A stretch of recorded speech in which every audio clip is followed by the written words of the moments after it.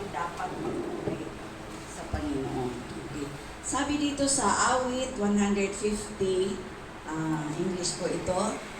Sabi dito, praise the Lord, praise God in His sanctuary, praise Him in His mighty heavens, praise Him for His acts of power, praise Him for His surpassing greatness, praise Him with the sounding of the trumpet, praise Him with the harp and lyre, praise Him with tambourine and dancing, praise Him with the strings and flute, praise Him with the clash of cymbals, praise Him with the sounding cymbals.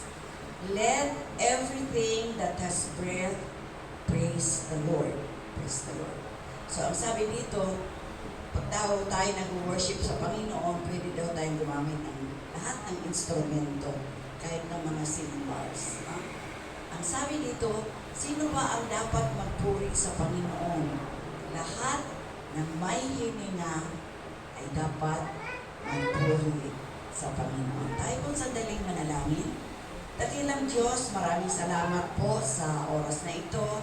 Alam ko, Panginoon, na niloob mo na magkaroon ng gawain sa tuwing hapon ng linggo. Thank you, Lord Jesus, sa kaparaanan mo upang ang mga kapatid na ito na hindi kaya pumunta ng umaga ay niloob mo na magkaroon ng pananambahan para sa kanila. Thank you, Lord Jesus, dahil napakabuti mong Diyos. At sa hapon ito, dalangin ko po, Panginoon, na ang aming pag-aawitan, ang aming pagpupuri, ang aming pagbulay-bulay ng iyong salita ay maging kalugod-lugod sa iyo, Panginoon. O Lord, buksan mo po ang durungawan ng langit, ibuhos mo po ang masaganang pagpapala sa mga kapatid kong ito na narito ngayong hapon upang sama-sama kami magpuri, umawit, luwalhatiin ka, pasalamatan ka sa Espiritu at sa katotohanan. Dalangin kong patuloy, Panginoon, ang anak mo na gagamitin ngayong hapon upang magsabog ng iyong salita, na siya man, Panginoon, ay puspusin mo ng iyong banal na Espiritu, na mailahad niya, Panginoon, ng buong husay, ang mga salita mo na dapat namin marinig, at nawa ay maitanim ito sa pinakamatabang bahagi ng aming mga puso. Salamat o Diyos, at sa hapon ito, patuloy namin tinataas ang aming mga tinig upang ikaw ay pasalamatan sa iyong kabutihan at kadakilaan at sa iyong katapatan sa bawat isa sa amin. Ito po ang aming dalangin. In Jesus' mighty name we pray. Amen. At ngayon naman, bahagi ng ating pagpupuri sa Panginoon ay yung pag-aawitan. Pamungunahan tayo ni Ate. Desire to God on praise and worship songs. Please like, subscribe, and click the notification bell for more videos. Tumayo po tayo lahat.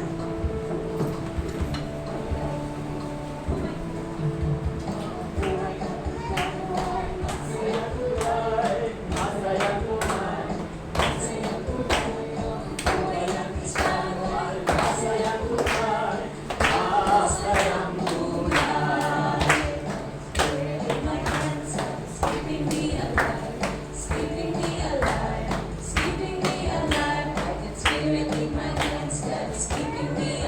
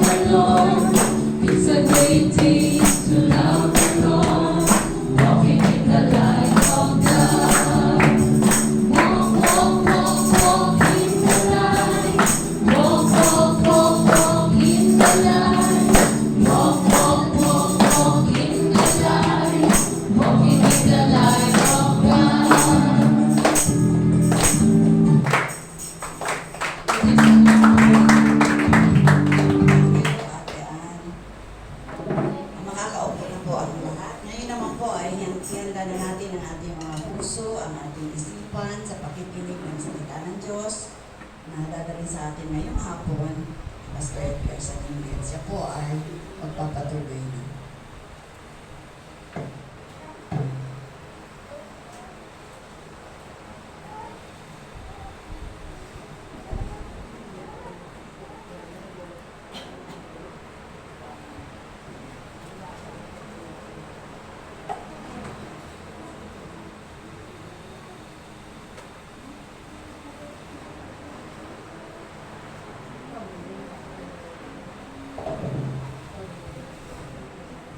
Magandang hapon po sa ating lahat. Ako po ay nagpupuri, nagpapasalamat sa Diyos dahil ito ang ating unang araw ng afternoon service. Natutuwa ako, kanina 15 kami, ngayon 15 din tayo. No? Break even kagad. Kaya naniniwala ako, dahil ito pa lang ang una ninyong araw, naniniwala ko, madali itong palalaguin ni Lord. Dahil alam nyo naman yung katungkulan ninyo, buwan-buwan lang makapagdala kayo ng isa. Tubli na kagad tayo, magiging 30. Susunod na buwan, magiging 60. Susunod na buwan, magiging 120. So, napakadali lang po. Yan ang ating gagawin dito. No? At kapag nadadala na ninyo ang mga kapatiran dito, ay sama-sama po tayo magpuri, magpasalamat, at sambahin natin siya sa Espiritu at katotohanan. At dito po, wala po dito dress code. Kung inyong mapapansin, para din akong teenager. Kung manamit, no? Nakamaong, naka-rubber shoes, naka-t-shirt. Sa umaga, hindi po ninyo ako makikita ng ganito. No? Talaga, kasi tayo mga bata pa. Kasama ako, ha? 72 na ako. Yung sa umaga, mayroong 78. Kaya dapat makita ko na medyo formal naman. So, dito, walang dress code. Kung ano ang gusto nyo, yung the best para sa inyo, yun ang isuot nyo. At saka dito, walang bawal-bawal. Bawa, gusto nyo magkape, may kape po tayo dyan, may biskwit tayo dyan. Okay lang, kumuha kayo. Ganon po tayo kaluwag. Kasi, di ba, God is love. Ang Diyos ay pag-ibig. So, wala akong susundin, wala akong gagawin, kundi tularan siya na kayong lahat dito, anuman kayo, makasalanan man, banal man kayo, mahal pa rin tayo ni Lord. Actually, mababasa po natin sa Mark chapter 2, verse 17, ang sabi po doon ni Jesus, no? Ang sabi ni Jesus, wala pa yan dyan. Ang sabi ni Jesus, hindi ako bumaba dito sa lupa para sa mga banal. Si Jesus bumaba dito sa lupa para sa mga makasalanan. Okay, so, mas tinatanggap ko rito yung umaamin na siya ay makasalanan. Dahil, pag umamin ka, inamin mo na makasalanan ka, humingi ka ng tawad, unang mo kasing gagawin ganito kilalanin mong makasalanan ka, humingi ka ng tawad, pagsisihan mo ang iyong mga kasalanan, at higit sa lahat, tanggapin mo si Jesus. Yan lang ang tinuturo ko rito. Tanggapin mo si Jesus bilang Panginoon mo at tagapagligtas. That's it. Diba? Ang sabi sa John 1:12, subalit ang lahat ng tumanggap kay Jesucristo ay binibigyan niya ng karapatang maging anak ng Diyos. O di ba sabi ko kanina, tanggapin mo siya bilang Panginoon mo at tagapagligtas, magiging anak na tayo ng Diyos. So, wala nang problema. No? Dahil unang-una, ito, hindi pa ito ang topic natin ha. Ang topic natin, good and faithful servant. Hindi pa po ito, pero ito ay introduction, no? Medyo haba-habaan ko lang kasi nagpapakilala pa ako dahil may nakikita akong ibang mukha. Nagpapakilala rin po ako sa kanila. Okay, nasaan na ba doon? Yung, ang sabi sa John 1:12, subalit ang lahat ng tumanggap at nananampalataya kay Jesucristo ay binibigyan niya ng karapatang maging anak ng Diyos. So, sa madaling salita, tayo ay anak. No? Yung mga nagsisi, kinilala ang kasalanan, tinanggap siya bilang Panginoon at tagapagligtas, you are saved. Kung mababasa rin natin sa Revelation chapter 3, verse 20, ang sabi po doon ni Jesus, ako'y nasa harapan ng inyong pintuan at tumutugtog. Sino man ang makarinig sa akin at ako'y binuksan, si Jesus ay papasok at magkasalo sila kakain. So, ang iniisip ko doon, nang mabasa ko yung talata niya, hindi pintuan ng bahay namin ang tinutugtog niya. Pintuan ng ano? Amen. Pintuan ng puso. Binuksan ko yung puso, no? Yung puso ko. Pinalayas ko muna yung pitong diablo. Yung masasamang aking nagagawa nung hindi pa ako Kristiyano. Nung hindi ko pa siya tinatanggap bilang Panginoon ko ang tagapagligtas. Pitong diablo ang nasa puso ko. Ano yun? Babaero po ako, lasinggero, basagulero, butangero, palautangero, lahat-lahat na ng ero nasa akin. Pitong diablo. Nung kinilala ko makasalanan ako, nagsisi ako, no? Pinalayas ko po yun. Dahil si Jesus hindi papasok sa puso natin kung kasama ang mga diablo. Hindi. Kinakailangan makita ni Jesus na malinis na ang ating puso saka siya papasok. Kaya ngayon, dahil nasa puso ko na siya, ang karamihan lumalabas sa bibig ko ngayon ay si Jesus. Salita ng Diyos. Noong wala pa siya sa puso ko, nagmumura ako, marunong ako magmura, palaaway ako, lahat. Yun ang, kasi kung ano daw ang laman ng puso natin, yun ang lalabas sa ating bibig. Dahil si Kristo na ang nasa puso ko, ang lumalabas, ang himala ng Diyos. Ito na ang aking ipinangangaral. Kaya, sino ba rito makapagsasabi na wala siyang kasalanan? Pakitaas nga ang kamay na hindi siya marunong magkasala. Ako, hindi rin ako magtataas. Hindi rin ako magtataas ng kamay. Alam niyo kung bakit? Pag nagtaas ako ng kamay, ako hindi na ako nakakasala. Basahin po ninyo sa John 1:8. John 1:8 and John 1:10. Ang sabi po roon, kapag sinasabi mo, hindi ka nagkakasala, dinadaya mo ang iyong sarili at wala ka sa katotohanan. 1:8.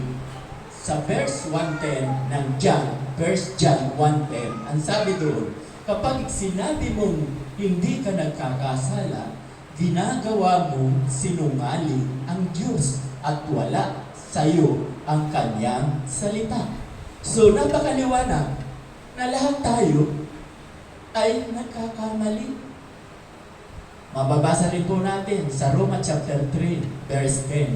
Ang sabi po doon, walang matuwid, wala ni isa. Walang nakaabot sa silong ng langit. Ni isa, wala. So, wala talaga righteous. Pero, walang righteous ha? Pero, dahil kay Kristo, tutuluyan ko na rin to ha? Parang sermon na rin, makakahalaga nito. Pero, mahaba naman ang oras natin. Ang sasabihin ko sa inyo, Sana ba ako naputol? Righteous. Diba? Ang sabi sa English, there is no righteous, not even one. Wala daw. Walang matuwid. Pero, ang ibig sabihin lamang po yan, simula kasi si Adan, nang magkasala si Adan, minana ng lahat ng kanyang anak at hanggang kaapo-apuhan na hanggang sa atin. Yung kasalanan, minana natin. Kaya ang sabi sa banal na kasulatan, dahil kay Adan, ang lahat ay nagkasala. So walang matuwid, wala ni isa. Pero, pag ito ang mangyayari, si Abel na pangalawang anak, ang unang anak si Cain, pangalawang anak si Abel. Si Abel po, sinasabi ng banal na kasulatan, si Abel ay righteous. Bakit righteous? Bakit sa Tagalog matuwid? Samantalang binasa ko kanina sa Roma chapter 3 verse 10, walang matuwid, wala. Tayo po ay magiging matuwid kapag nanampalataya na tayo sa Diyos.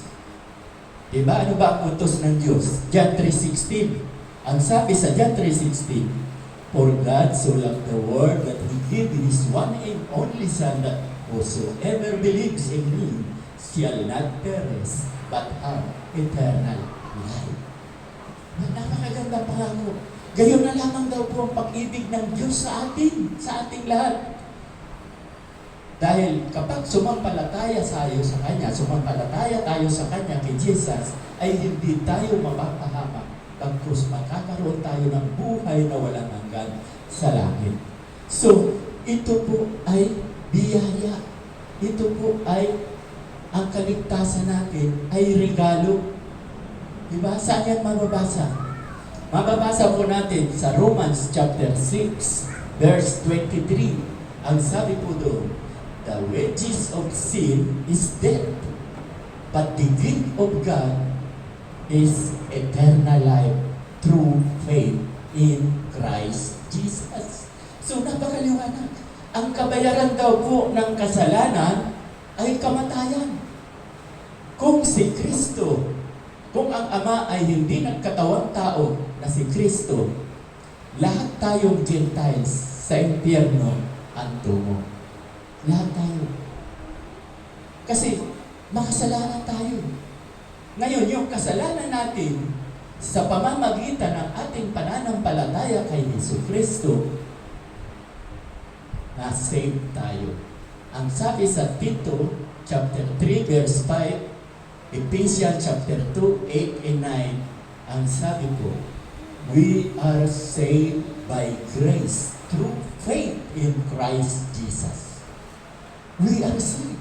Naligtas tayo sa pamamagitan ng pananampalataya kay Jesucristo. Kaya, kung hindi tayo nananampalataya kay Kristo, tayo na ang pinakakawawa. No? Tayo na ang pinakakawawa.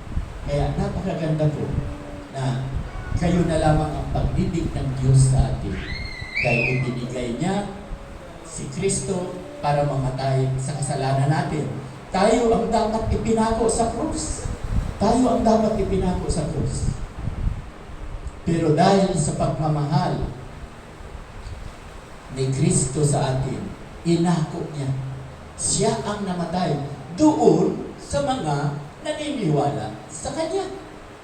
Pag hindi ka nananampalataya kay Kristo, sorry ka na lang. Hindi ka kasama sa iniligtas ni Kristo. Kasi marami pa rin magpahanggang ngayon. Almost 80% pa sa buong mundo ang hindi naniniwala kay Jesus. 20% lang sa buong mundo ang naniniwala. Kaya, magsipag tayo. Tama yung sinabi ko kanina sa umpisa. Buwan-buwan, magdala tayo ng isa rito. 15 tayo, magiging 30, magiging 60, magiging 120. Dahil talong-talo tayo ng mga hindi nananampalataya kay Jesus. Samantalang napakaliwanag. John 3:16, Yan po ang puso. Yan ang puso ng Bible. Yang John 3:16. Kaya, yun lamang po ang gusto kong i-share sa inyo. Ito ay kuwan ko lamang. Intro pa lamang. Wala pa po tayo sa topic. Tinatawagan ko na po si Ana para magpindot-pindot sa ating PowerPoint. No? Pasensya ka na, hindi yan sunod-sunod. No, itong ating pag-aaralan. So, nabigkas ko na po, no? Dadagdagan ko pala. Ang idadagdag ko, dahil may mga baguhan dito, 3 lang ang itinuturo ko. 3 lang, hindi kayo mahihirapan. Ano yung una? Sino nakakaalam? Unang itinuturo ko? Wala. Walang nakakaalam. Salvation. Ito na yung mga sinabi ko kanina. Kaligtasan ng ating kaluluwa. Yan ang itinuturo ko. Pangalawa, ano ang itinuturo ko? Ay, kasi alam mo, sila tinatanong ko, hahaba ang buhay natin. Sino ba gustong hahaba ang buhay? Pakitasan naman. Siyempre. Alam niyo, bago lang kami nag-anniversary, June 25. Golden wedding anniversary. Kasi yan ang pinaniwalaan ko kay Lord. Pahabain niya ang buhay ko. Biblical po yan. Kaya, tuloy-tuloy lang pumunta kayo rito tuwing hapon ng linggo. Isusunod-sunod ko yan. Hahaba ang buhay natin. Biblical. Alam niyo ba kung ilang taon ang gusto ni Lord? Pakisigaw nga sa inyo, pwera sa iyo. Ilang taon ba gusto ni Lord? 120. Very good. Mababasa po yan sa Genesis chapter 6, verse 3. Ang sabi ng God, sabi niya, Noe, gumawa ka ng tao. Makasalanan na itong mga taong ito. Lilipulin ko sila. O kaya, the wages of sin is death. Pinatay lang sila. At ang sabi niya sa huli ng talata, hindi ko na palalampasin sa 120 ang buhay ng tao. So, itinakda tayo ng Diyos sa 120. Huwag kayong maniwala sa mga sabi-sabi kahit sa pelikula. May pelikula yan. Kung oras mo na, ay oras mo na. Sino nakapanood yan? Si Philip Salvador. Okay, di ba? Kung oras mo na, oras mo na. Hindi po ako naniwala dyan. Alam niyo kung bakit? Pero dati naniniwala ko. Kaya ako, sa lugar namin, siga ako. Nasaksak po ako. Pinalo ako ng tubo, 7 stitches. Pinalo ako ng tsapo, basag ang tainga ko. Sinuntok ako, basag ang ilong ko. At binaril ako 3 times. Walang pumutok dahil gagamitin pa ako ni Lord sa ganito. Kaya, yun po. Dati talaga, ako ay makasalanan. Pero yun pala ay nakatala sa Kanya, balang araw gagamitin niya ako. Dahil mismo si Apostol Pablo, masama din, mamamatay tao din. Ginamit din ni Lord si Apostol Pablo. Maging si King David, martir ang kaso niya. Pinapatay niya yung asawa ni Bathsheba. Para maangkin niya si Bathsheba. Martir, intentional. Pero, a man after God's own heart. Mahal na mahal ng Diyos si King David. Nagsisi naman siya. Okay, so dito po tayo sa good and faithful servant. Mababasa po natin yan. Ang teksto po, mababasa po natin sa 20 and 21. Matthew 20 and 21. Matthew 25, sorry. Matthew 25, nandyan po yan. Matthew 25, verse 20 to 21. Ayan. Ang sabi po, the man who had received 5 bags of gold brought the other 5. Master, he says, you entrusted me with 5 bags of gold. See, I have gained 5 more. Yung 5 bag na gold na doble, naging 10. Ang sinabi ng master, his master, makikita nyo naman dyan, no? His master replied, "Well done, good and faithful servant. You have been faithful with a few things. I will put you in charge of many things. Come and share your master happiness." Ito po ang ating pag-uusapan. Mayroon daw kung napakayaman na gusto magliwaliw, gusto mag-abroad. No? Kaya ang ginawa niya, nag-iwan siya ng 5 bag sa isang tao, ng gold. Sa isang tao, sa pangalawa, nag-iwan siya ng 2 bags of gold. Siguro may mga pardo, gold bar. No? Dahil mayaman siya, saka pinagkatiwala niya yun. At mayroon din siyang binigyan ng isang bag na gold. Yun ang kanyang binigyan. So, itong binigyan ng 5, pinangalakan. Kaya nga tinawag siya good and faithful servant. No? Itinalakay niya. Negosyo, maaaring ininegosyo niya, tumubo, nadoble. At yung pangalawa, yung 2, ganun din ang ginawa. Nadoble din, 4 na. At yung isa, na binigyan ng isang bag, natakot. Dahil alam niya, itong amo niya malupit, sabi niya. Kaya ang ginawa niya, naghukay siya sa lupa, binaon niya sa lupa. At nang bumalik itong mayaman, itong kanilang Panginoon o Master, hinanap kagad yung pinagkatiwalaan ng 5. Iyon na nga, yung teksto natin. Ikaw ay tapat at mabuting katiwala. Kaya ang ginawa niya, double yung 5 bags. Ibinigay na sa servant, sa alipin or what.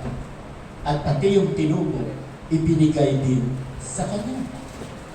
So, nakita natin yung pagmamahal ng Panginoon, ibinigay sa kanya. Yung pangalawa, ganun din, ibinigay din sa kanya. At yung pangatlo, masasabi, mababasa po natin yan sa huli. Ang sabi, masama ka at tamad. Masama kang katiwala at tamad. Kaya akin na yung isang bag na gold. At ang sinabi niya, itong gold na ito, ay ibinigay niya pa doon sa 10. Doon sa 10. Kaya mababasa po natin sa Lucas, kung nandyan po, nandyan yan, Lucas, mababasa po natin na ang pinagkakatiwalaan sa marami ay pagkakatiwalaan.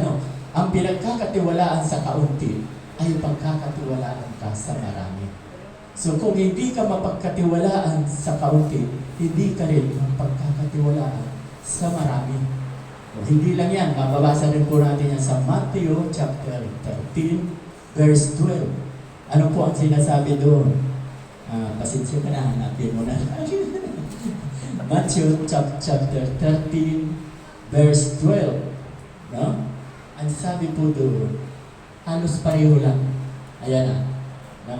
Ano ba ang sabi? Ay, Matthew, hindi.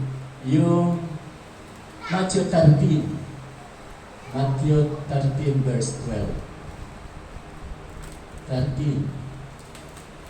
Hindi rin po yan. Okay. Matthew, sa baba pa siguro natin plus.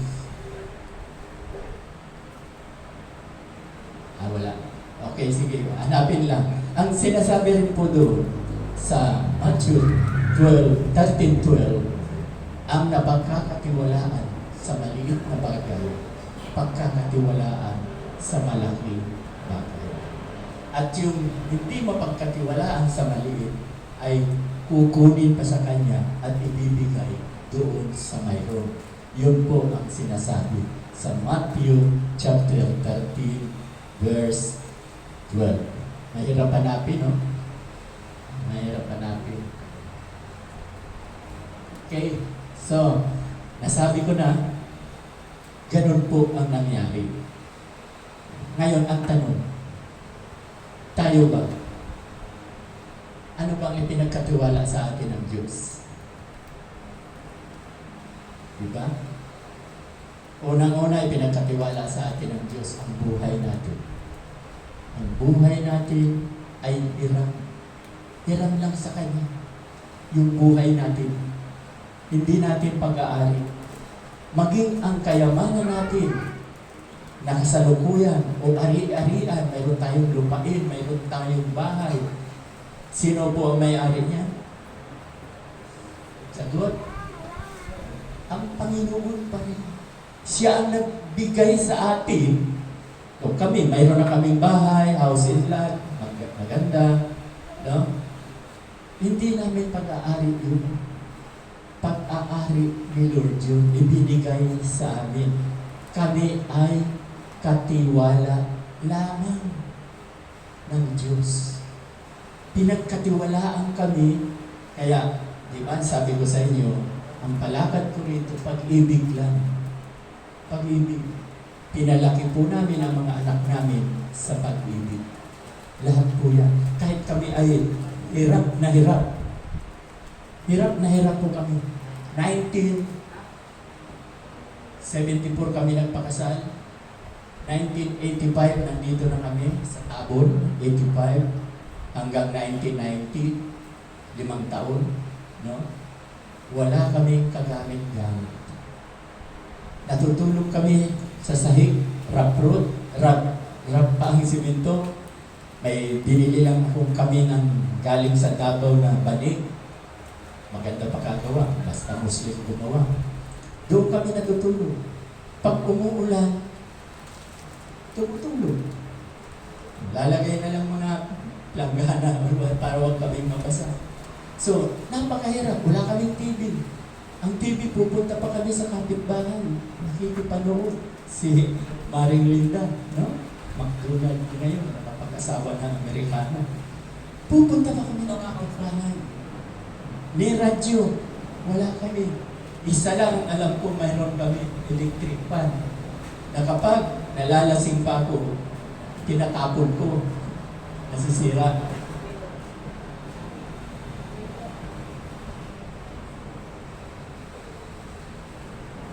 Okay? Okay, so ganun po, hirap na hirap. Kaya lang, 1989, nakakilala ko sa Panginoon. 1989. Simula noon, after 10 years, mayroon na kaming bahay. Kumplito ang look ng bahay. Bawat kwarto may television. Umaabot ng 5, namimigay pa nga kami. Sa terrace may television. Lahat. CR na lang ang wala, no? So, ipinakikita ko na kapag tayo ay katulad ng modelo na good servant, no? And faithful, tapat, kapag tayo ay tapat sa Panginoon, pagpapalain. Ano ba ang ginawa lang namin? Dalawa lang. Mababasa po natin Mark chapter 12, verse 30-31. Yan lamang po ang aming ginawa. Ang sinasabi sa Mark, wala po yan dyan, wala. Hindi ko nilagay. Ang sinasabi sa Mark 12, 30-31. Love the Lord your God with all your heart, with all your soul, with all your mind, and with all your strength. Yun lang po ang aming ginawa. Pinakita namin talaga sa Diyos na mahal namin siya. Madaling sabihin na mahal ang Diyos. Pero kung wala kang gagawin para sa Kanya, hindi mo siya mapapaniwala. Kami, humayo talaga kami. Nakarating ako ng Jensan, pinakamalayo. Sumunod Baguio City. Sumunod Siniluan, Laguna. Sumunod Nasugbu, Batangas. Batangas, Concepcion. Tandang Sora, Quezon City. Diyan po kami na destino. Kaya kaming dalawa, humahayo po talaga kami. Hanggang dito ngayon na kahit matanda na po kami, tingnan nyo, 69, ang aking may bahay, ako 72, ganun pa rin kami. Mahal namin ang Diyos. Kasi ang sabi sa James chapter 2, verse 26, faith without work is dead. Patay ang pananampalataya, walang kalakip na gawa. So, yun ang aming ginagawa. Humahayo kami. Di ba? Sabi sa Matthew chapter 28, verse 19, therefore, go and make disciples of all nations and baptize them in the name of the Father and the Son and the Holy Ghost. So, ganun lamang po ang ginawa namin. Humayo kami. Humayo talaga kami. Dito nga natutuwa ako nung bago-bago tayo, di ba? Ate, 32 kaagad kami sa taas. Diyan ang pananambahan namin sa taas, 32 hanggang umabot po ng 60. Kaya lang yung kaaway ayaw tumigil, nahatid. Mahigit 24 na ang nakumbinsi. Ang kaaway kasi, ang ginagawa niya, bubulungan ng mga membro, sasabihin, ako raw ay sirang pastor. Kaya huwag kayong maniwala na sinasabi yan ni pastor. Kaya marami ring naniwala, ayun, wala na sila ngayon. Pero, ang binangga nila, hindi ako, si Lord. Si Lord ang tinitira nila. Kasi gawain to ni Lord, hindi ko to gawain. Kaya kayo naririto, hindi dahil sa akin. Kaya kayo naririto, dahil kay Kristo, kaya ang ating title, si Jesus ang daan, Christian Ministry. Si Jesus po, yan si Jesus ang daan. Pag-aari to ni Jesus na ako ang ginawa niya katiwala. Ako ang kanyang katiwala dito. No. Babasahin ko pa sana yung sacerdote Eli, kaya lang, over na sa oras, alas 5 na. Kaya, titigilan ko na. Marami pa naman tayong linggo. Kaya sa susunod na linggo, ang umpisa natin, ganitong oras. Hindi na mainit. Pag naglakad kayo alas 5, kahit 4:45, okay na. Dahil kasama naman yung eksakto 5 nandito kayo. Dapat mga 10 minutes before 5, nandito na kayo para nakapagpahinga na. Marami pa akong sasabihin sa inyo. Pero 3 lang yan Salvation, pag namatay tayo, binawian tayo ng buhay sa langit ang tungo natin. Sigurado yan. Pangalawa, hahaba ang buhay natin. Pangatlo, pagpapalain tayo hanggang kaapu-apuan. Ang mga anak mo, maliligtas. Ang mga anak mo, mablibless. Pagpapalain, hindi gugutumin. Dahil anak tayo ng Diyos. Mayroon bang anak na gugutumin? Diba? Nag-aalala nga tayo, yung baby, pag umiyak yan salpak agad yung kon. Baby. Diba? Yung sinisip. Pero mas maganda raw yung sa mother mismo ang magpa-kuha ng gatas ang mother. So, yun lamang po. Dahil kayo ay oras na, tayo po ay manalangin. Lord, maraming salamat po sa hapon ito.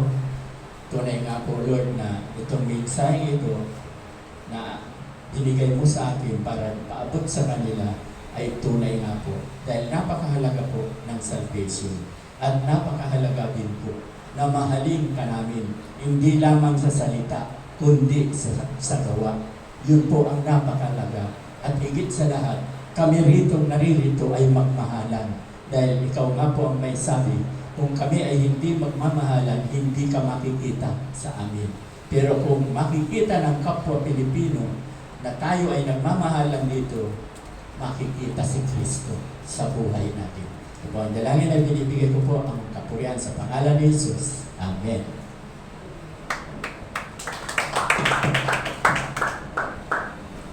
Salamat po, Pastor, at nawa ay naging pagpapala sa bawat isa ang mensahe ng buhay na dinala sa atin ngayon. Ano nga yung ating topic?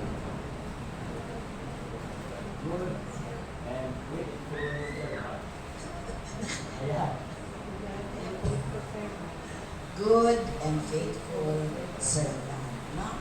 So, pwede natin siyasatin din ang ating sarili. Ano ba stand ko sa Panginoon? Kasi pagdating ng Panginoon, maaari tayong tanungin, anong ginawa mo habang ikaw ay nasa lupa. No? So ngayon pa lang, magpasimula na tayo na maglingkod sa Panginoon. Kung magaganda ang boses natin, ipaglingkod natin sa Panginoon. Kung marunong tayong tumugtog, no? Ito alam ko itong mga Orgulyo sisters na to, tsaka si brother, no? Alam ko may mga talento to. Baka 5 bags, 2 bags, 1 bag, 1 baon, no? Hindi lang kailangan. Oo, hindi lang naman ang yung bag na sinasabi, mga talento natin yun na pwede natin ipaglingkod sa Panginoon. So, purihin ng Panginoon sa hapong ito, nawa ay pinagpala ang bawat isa. Ngayon naman po ay gaganapin natin ang ating paghahandog. Tinatawagan ko si Pia para likumin ang mga handog.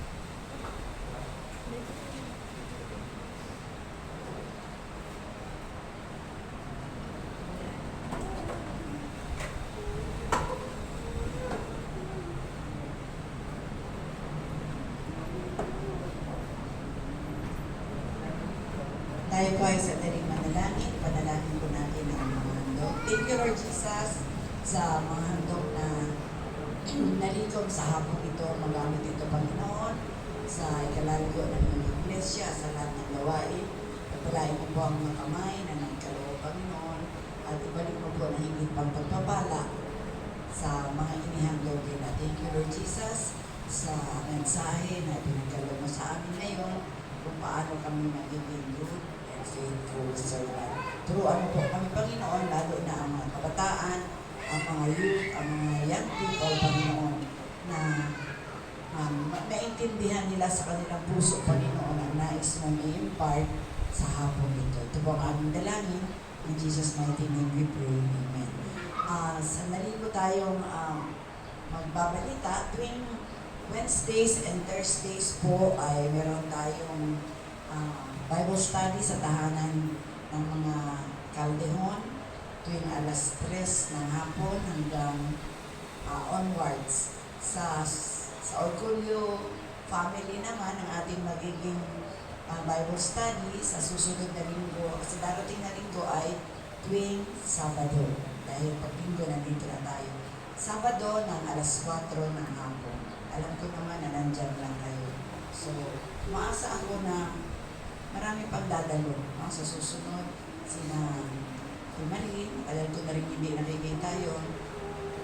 Makasama man lang natin sa susunod na mga gawain. Malapit na dumating ang Panginoon, mga kapatid.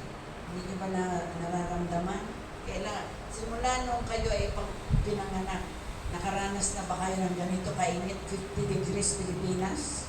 Maring Saudi. Pero ito na yung mga palatandaan. Malapit nang bumalik ang Panginoon kung kailan hindi ko rin po alam. So sa hapon ito, sa iba pang mga gawain, para sa mga kabataan naman, maging active naman kayo sa inyong mga account, yung sa youth, no? Maraming pinopost doon si Pastor Dan para sa inyong mga gawain.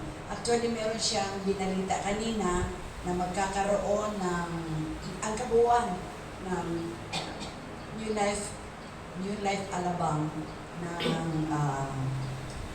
youth camp na open ito sa lahat na nais. Kaya lang 2005.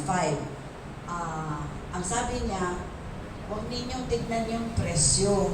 Ang gusto ni Pastor, manalangin kayo ng mga sponsors. Kasi meron nang nagbigay sa kanya ng 2 sponsor, nakuha na nila yung lamig. Binigay ni Pastor kanina. So meron pa isa. No? So, hinahanap-hanap na niya kayo mga youth kung nasaan na kayo. na at least ngayong hapon, nandito kayo kasama si Ate Mer. Salamat Ate Mer sa pagiging, sino ba yung dala ng mga kaluluwa para sa Panginoon. Marami ka ng crown sa langit. Bawat isa na nadala mo sa Panginoon, may crown ka sa langit. No? So, sa hapon ito, gaganapin natin ang ating banal na hapunan. So,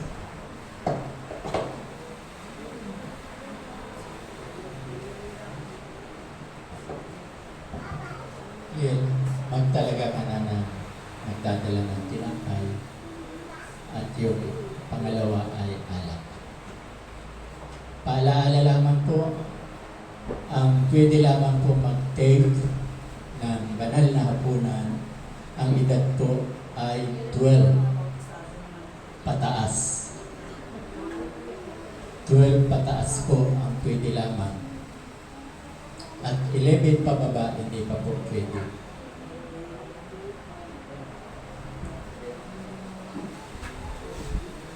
Sabay-sabay po natin kakanin at tinapay at sabay-sabay din po tayo iinom ng alak na simbolo ng dugo ng ating Panginoon.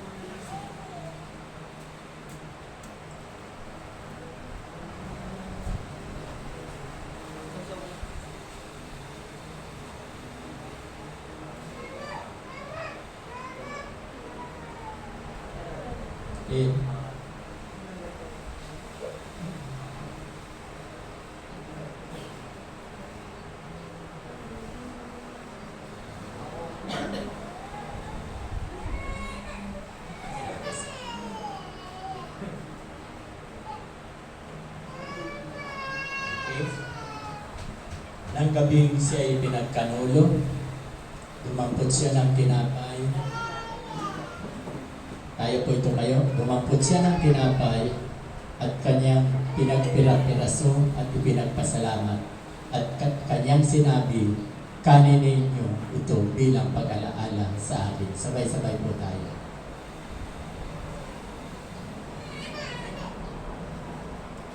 Matapos naman mag-apunan, dumampot siya ng saro o ng kupa at sinabi, ito ang bagong tipan na aking dugo.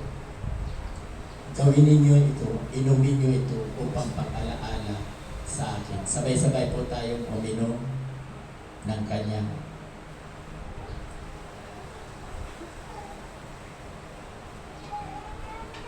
prayer po ni Ate Lynn. tayo po ay manalangin. Dakilang Diyos, salamat po sa pagkakataon na kami po ay nakadulog, Panginoon, sa dulang Panginoon. Nawa, Panginoon, ang bawat isa na nakatanggap ay patuloy na alalahanin ka sa hirap at sakit na ginawa mo sa krus ng Kalbaryo upang ang bawat isa, Panginoon, na tumanggap ay magkaroon ng kaligtasan, Panginoon, at mata mo ang buhay na walang hanggan. Ito po ang aming dalangin in Jesus' name. Amen. Tayo po ay manalangin. Ama namin Diyos na makapangyarihan sa lahat, maraming salamat po sa hapong ito na kami po ay nakapag-aral o nakarinig ng iyong mensahe na dapat nga lamang po ay kami ay talagang good and faithful servant. Yun lamang po talaga ang gusto ninyo sa mga anak mo. Kaya nawa Lord ay kung ano ang aming natutunan sa hapong ito ay ipamuhay po namin. At dinadalangin ko rin po ang aming mga kapatiran na wala pang hanap buhay hanggang ngayon. Alam ko Lord, nandiyan ka, kayo po ang Jehovah Jireh, God provider. Ipuin po ninyo ang mga kapatid na ito at bigyan ninyo ng hanap buhay. At kung mayroon man po sa kanilang may karamdaman, ang inalig kami, nananampalataya na kayo po ang dakilang manggagamot, ipuin din po ninyo at naway inyong pagalingin. At hiningi ko nga po ang iyong basbas sa hapong ito. Pagpalain nawa kayo at ingatan, ilingap nawa ng Diyos ang mukha sa inyo at paliwanagin, at higit sa lahat, ang kapayapaan ang siyang maghari sa inyo mula ngayon at magpakailan-kailan pa man. Amen. Amen. Magandang hapon po sa ating lahat. Magandang hapon sa bawat isa sa atin. Salamat sa inyong pagdalo. Hanggang sa susunod na linggo. See you all next Sunday.